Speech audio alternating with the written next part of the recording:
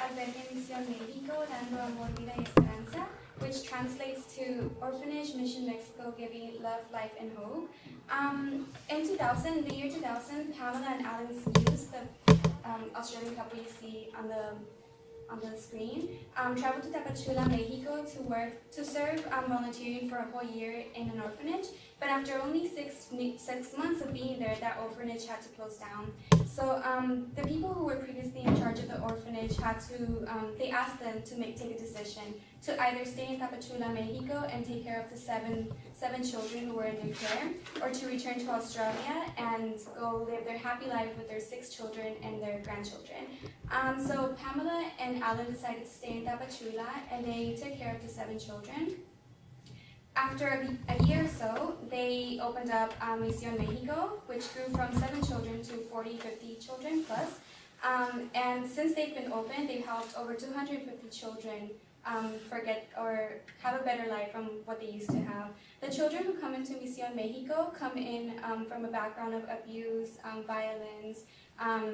They've been orphaned. They've been forced into prostitution, into lives of drugs, into lives of gangs. And through the mission statement of Misión Mexico, which is to give love and a home and security to these children, and through giving them an education, they have helped them create this love for themselves and confidence to go into the world.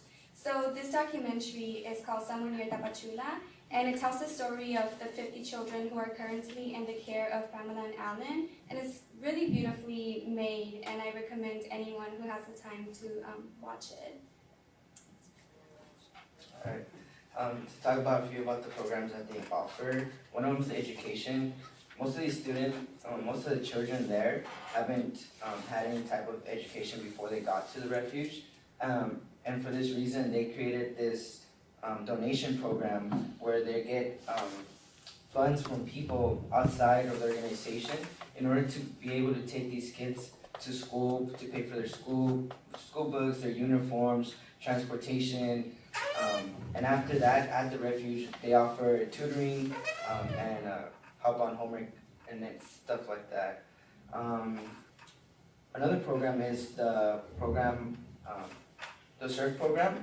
This SURF program was made as an outlet for the children.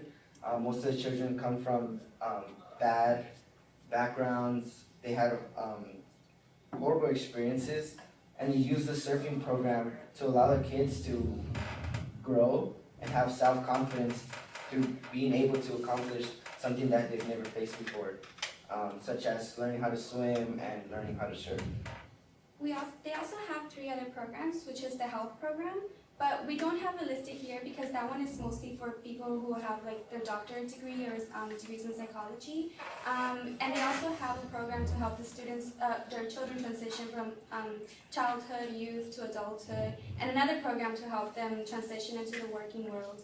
And then the reason that we chose this program was because to us it was very unique, the altruism that Pamela and Alan show. They treat the organization not as an actual organization, but as a family. So everyone in there considers each other like mother-son, mother-daughter, father-son, father-daughter. And they've done so much for the children, and they've given them second chances. For example, Moasir, who, if you see here, I Lost My Dream, it's a short 9-minute documentary about him and his background and how far he's made it after being in Misión Mexico. And then the last video is called Documental Esclavos Invisibles, which is like invisible slaves, and it talks about the rough childhood that a lot of these children have, for example, prostitution and lives of gangs, and how far they made it.